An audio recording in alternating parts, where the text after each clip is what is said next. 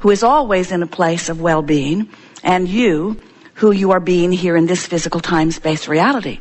And as humans, you've done so much of that you've come to regard heaven or God or source as something perfect and longed after and separate from you, when never can it be separate.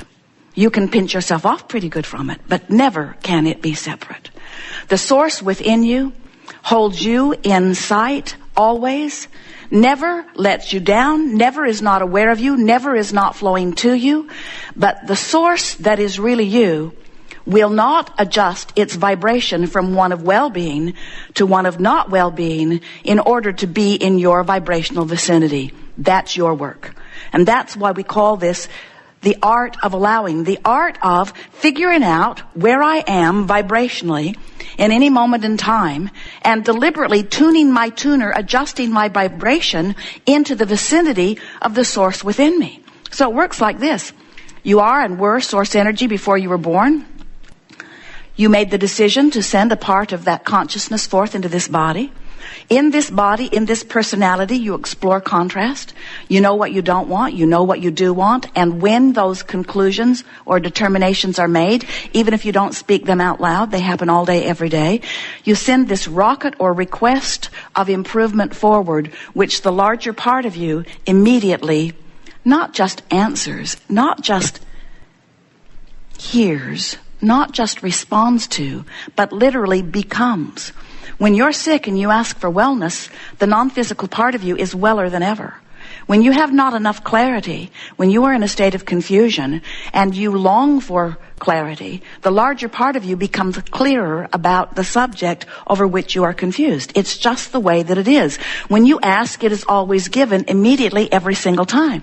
So what's happening that you may not be aware of, most of our physical friends are not aware, is that with all of this exploring of contrast and all of this asking all day, every day, the universe is established for that, because that asking is what puts the eternalness in eternity. It is the basis of the continuation that we all are. So as you are asking, the larger part of you is becoming. And what's amassing here for you, here where you cannot see, but here where you may be able to feel once you tune to it, is a vibrational reality. Many of our human friends say, well, whoop-de-doo. A vibrational reality. Can I spend those vibrational dollars? Can I drive that vibrational car? Can I sleep with that vibrational lover? And we say, don't be unhappy about the vibrational state of this escrow, so to speak, this vibrational vortex that is amassing on your behalf, because everything that you see in physical form was that first. Everything. Your Earth spinning in its orbit now in perfect proximity to other planets was once a vibrational reality that thought upon longer became the reality that you know. And so we want you to take seriously this vibrational reality, because it is a reality that only has to be matched within your being with an equivalent vibrational frequency in order for it to be a reality that you can take to the bank or sleep with. In other words,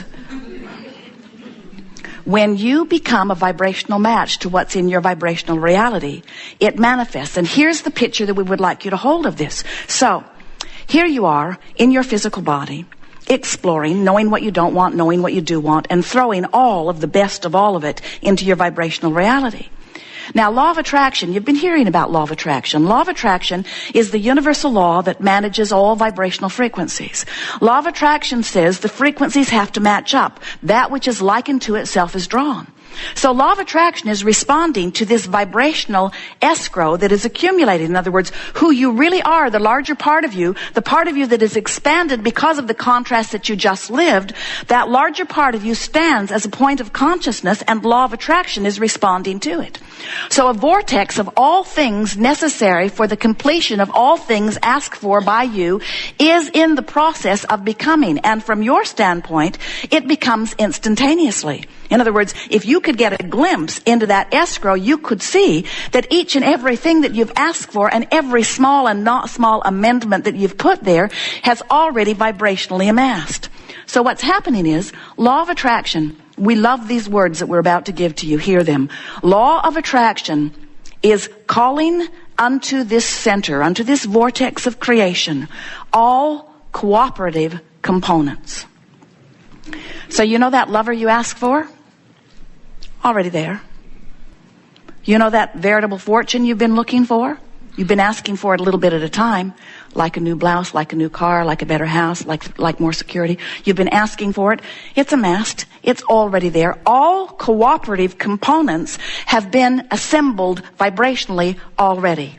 And you know what the component that's necessary to join this assembly is in order for it to manifest?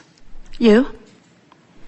So the question that we want to ask, the question that this seminar asks in the spirit of allowing or resisting is, are you on this subject of assembling this perfect scenario? Are you or are you not a cooperative component? If you're ornery, you're not cooperating.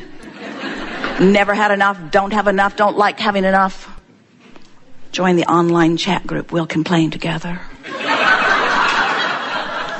I feel better when I hang around with others who have failed miserably too. What we want you to realize is you've got to be a cooperative component, which means you've got to be in the state of allowing, which means you feel good when you think about the subject of what's in your vibrational reality. We've called this your vibrational escrow. Escrow meaning something that's being held for you. We like the new term vibrational reality even better because it is a reality. It is a reality. It is a reality like all vibrational reality that precedes the reality that you call take to the bank, knock on wood, flesh, blood, bone, real life reality. The reality that you want to be reality is always a vibrational reality first. And then you make the difference if you get in the vortex. So the art of allowing, what this workshop is about, is figuring out how to get in the vortex where all that stuff is that you want. How to get in there. And it really is simple. You've just got to think about what's in there and describe it. You just have to talk about where you're going, of what you want and why you want it, until you train your vibration to be comfortable there, rather than a vibration that's comfortable over here in this place of resistance. In other words, really, if you're looking at a situation that is showing you the lack of wellness that you want, the reality may be so oppressive to you that you just can't get your thoughts off what's happening. This is how I feel. This is how I look. This is what the doctors say. This is what the blood tests show. This is what the x-rays show. This is what the diagnosis is. And we want to say to you, that doesn't mean diddly squat, because all that was anyway was the step one part of three-step creative process. That was just the contrast that caused you to ask for wellness. Don't get stuck in step one. Let step one be step one, the asking part. But don't be hung up on it, and don't be mad at yourself because you had a step one experience. Now, recognize that step two has already taken place. It's amassing over there. All cooperative components are being assembled for the delivery of anything and everything that you want, no matter what it is. If this time-space reality in which you are focused has inspired you to a desire, and now that desire is assembled in your vibrational reality with all that creates worlds tending to it, and we're not kidding you, that's what's going on, then this time-space reality that you are living in has the wherewithal to deliver it to you right down to the last detail, most of which you've forgotten. You've got stuff in your vibrational reality that you wanted when you were 2 and 3 and 4 and 5. We want to say what's taking you so long about getting over there. And you say, hey man, I've been being real. I tell it like it is. I don't deceive my mother or anyone. If someone says, how are you? I tell them. Not so good. I'm not so good. The economy's down, have you heard? The cab driver says, I've only had 2 loads today? And Esther said to Jerry, we're a load. We're a load. When you are facing the reality of what is so often that it becomes your chronic offering, you often, without even meaning to, hold yourself vibrationally indifference to what's over there. If you will let your complete desire and attention be to get in the vortex, to get over there into that vibrational reality. And how do you do that?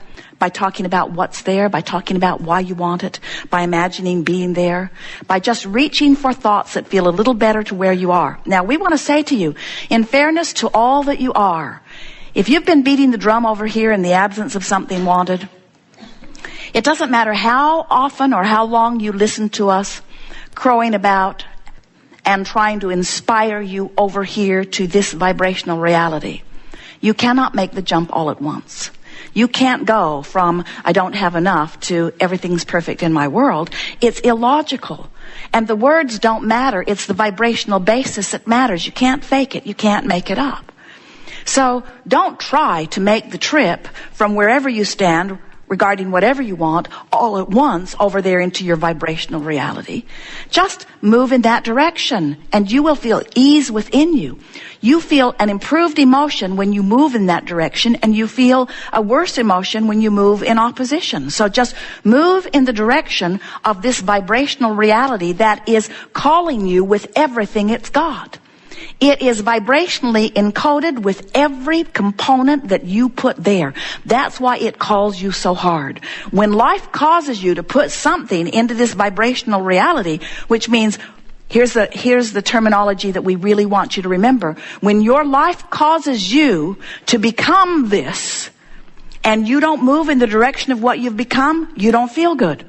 When life causes you to become this and you move in the direction, you feel wonderful. Your emotions are your indicator of whether you're moving in the direction of who you really are or not. And we just got to say to you, every emotion that you feel, you and everyone else, is about the vibrational relationship between who you really are over here in your vibrational reality of becoming and who you're letting yourself be by virtue of the thought you're thinking and the emotion that you're feeling here and now. So the key to deliberate creation is to care how you feel and to realize that the better you feel, the more you're moving in the direction of what you have become. Do you know that your emotions, your positive emotions, are always about one thing and one thing only? The letting yourself be you. And your negative emotions are only about one thing and one thing only, the not letting yourself be you. In other words, as you stand in this big world and you see all of the possibilities of creating, we know that you often compare yourself with others. You want to keep up with that or measure up with that or live as well as that. But we want you to understand, you never, ever, ever have negative emotion because you don't have something that someone else does.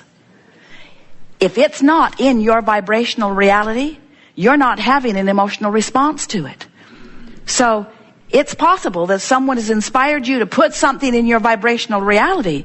But if you're feeling negative emotion, it's you splitting you, period. It hasn't got anything to do with what anybody else is doing. You are not in competition for resources or for energy or for love or for creative prowess. You're not in competition for anything because the energy stream is big enough for everyone, and you have already amassed a vibrational reality. We just want to say it in a way that you will never ever forget it. Your emotions, every single one of them, are only about you letting yourself be you or not, letting yourself be you or not. So when you feel negative emotion and your friend says, oh, you're bummed out, that job didn't come through, did it? You say, oh, I'm not bummed out about the job not coming through.